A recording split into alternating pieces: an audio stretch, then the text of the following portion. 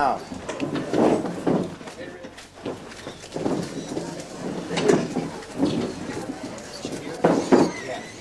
Everybody's looking healthy. So are you. Thank you. Thank you. And I would like to Wanted welcome. posters all over Denmark. Yeah.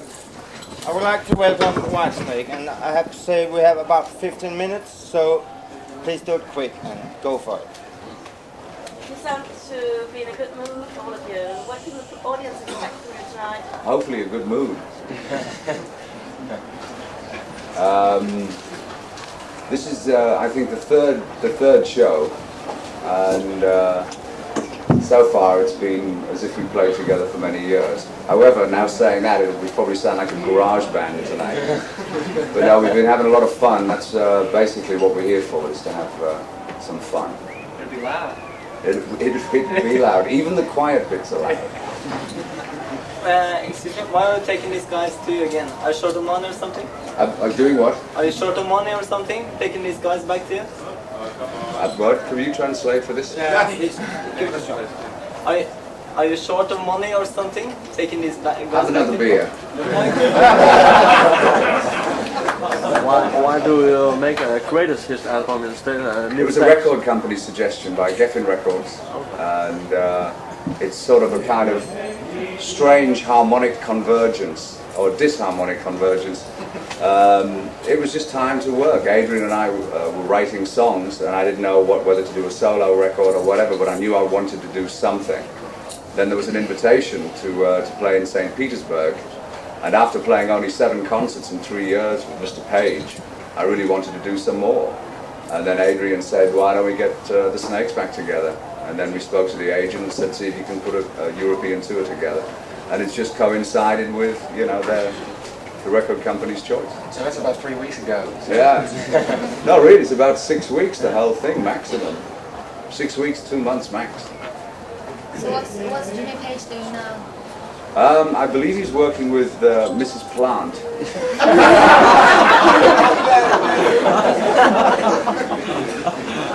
The band Whitesnake has been around for a while, so I would like to know which new bands influence you, and will we be able to get these influences on new albums? I don't know. We take influence from everywhere. Predominantly, I think you'll find that Whitesnake's getting back to this, the kind of roots, the blues, R&B, hard rock. It's not. It's never been a fashionable scenario. It's just a physical and emotional exchange between an audience and a rock and blues group. That's it. There's no relevance other than that. You know, it's Whitesnake's good therapy, and always has been. David, I spoke to you last year in connection with the Coverdale Page thing, and you said back then that you'd be, if I quote you correctly, extremely disappointed if you didn't work together again as Coverdale Page. So are you disappointed now, and what actually happened? Well, the scenario is, my feeling, 3 years and 7 shows just wasn't enough. The biggest problem I had was not with Jimmy Page, it was with his manager, who at the very beginning was very nervous about me talking business with Jimmy. So it was a personal request from his manager that was never any business discussed. So my feeling is a lot of the situations that were presented weren't delivered to Jimmy's ears. However, I'm happy to report that that gentleman, forgive me, that asshole is no longer associated with Jimmy. So sadly, better late than never. But I had an excellent time with Jimmy Page, and I wish him well. He's still a musical force to be considered, and that's it. We achieved everything we wanted to do, which was to make a good album. That was it. Sadly, we didn't do more than 7 shows, but I'm having a blast with these guys now. Mr. Coverdale, what's happening with those songs you wrote with Mr. Page? They were on an album called Coverdale Page. Yeah, but what's after that? There's, I think, 4 or 5 songs that are unreleased. Some very good, some good songs. It's sad that we didn't just release everything instead of looking at it as 11 songs or whatever. We should have just done like a double CD or whatever, because the songs are very good. Whether they will ever be released, I don't know. You never play some of these songs live with Whitesnake? We feature a surprise. I never like to say what we're going to do, you know, but he plays great blues guitar on it.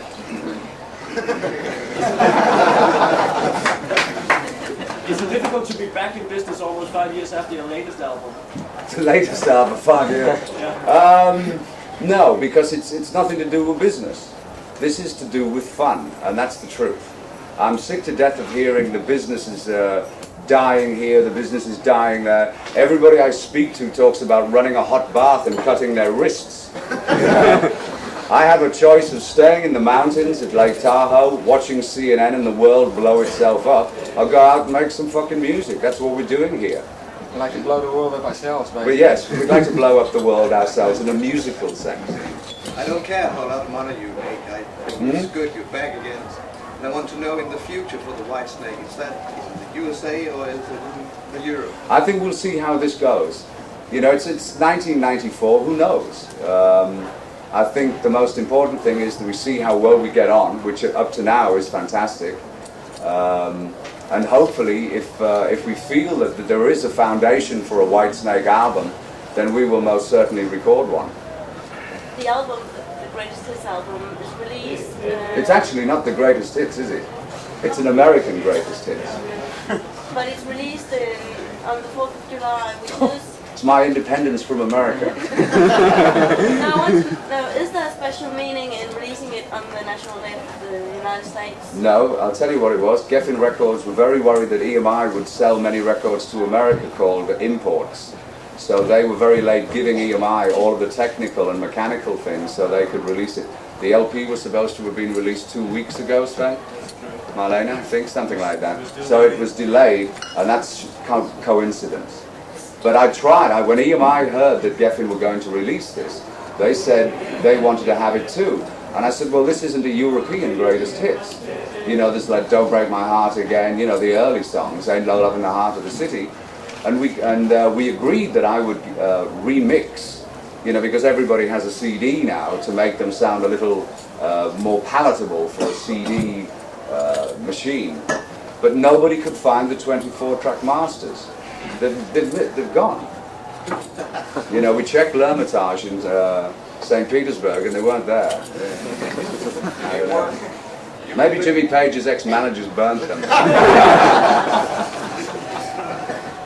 Well, Mr. Stasso, could I have a question for you? I know you have a new band together with Adrian called Manic Eden. What's happening with this band? Do you record with together? Adrian, I think, is should answer that because he's got a microphone right in front. Okay. Hey, it's a microphone. I was wondering what it was. Sorry, can you repeat the question? You know, the Manic Eden band you formed together with a Little Caesar ex-vocalist. Could you tell me about it? Is there an album out in the autumn or something? The album is going to come out in September, October or something. It's been out in Japan for a couple of months. And we like it. I like it. Yeah. What's the style of that? It's very bluesy, you know. It's very rhythm and blues based. It's got a little bit of, as some people say, a little bit of a 70s vibe about it that we weren't aware of when we were recording it. But yeah, it's very honest, very genuine. You know, it's very sparse. We only recorded, you know, one guitar, one drum. One bass line. You can tell that. Someone, Mr. Corday, contributing with some backing vocals or something? They didn't invite me. I was heartbroken. Here's Warren Martini. You've been playing for Rat for... That's Warren Martini over there. Is that? A long time. Alright. You've been playing for Rat for lots of years. And how did you get into Whitesnake? Well, Rudy and I have some friends, same friends in LA, and you know, it came up that David was taking Whitesnake on tour, and would I be interested in playing? And yeah. It's very simple. Okay, we have about 2 minutes to go. In February, correct. In February, I did an interview with Bernie Marsden You were talking about... How lucky for you. Yeah. You were talking about the chance of the old band going back together. Old Whitesnake. Well, where this has come from, I made an interview with an English journalist before I went to Japan with Coverdale Page. And he said, you know, are you going to get Whitesnake back together? I said, I don't know. And he said, do you ever, you know, stay in touch with the old guys, the original members, the old guys? And I said, you know, sadly no. You know, there's been many years between. I said, but sometimes after a couple of cognacs, I get kind of misty and go, oh, maybe one day I'd like to hear some Mickey Moody slide guitar or some, you know. And it just got a bit silly from there because they called up all of the ex-guitarists, you know, who suddenly lied and said they've never said anything bad about me. You know, so, but it's nice to know that they love me now.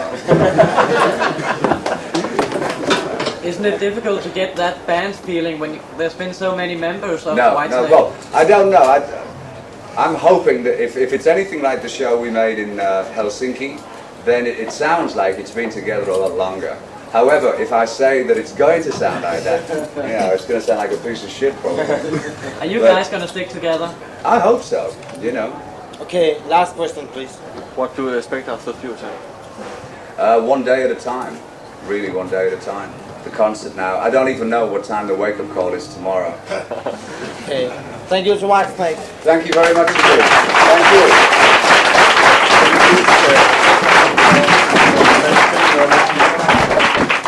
David Coverdale saying hi to the audience in downtown radio. It's a radio called Fjord. Fjord. This is David Coverdale. You're listening to Radio Fjord.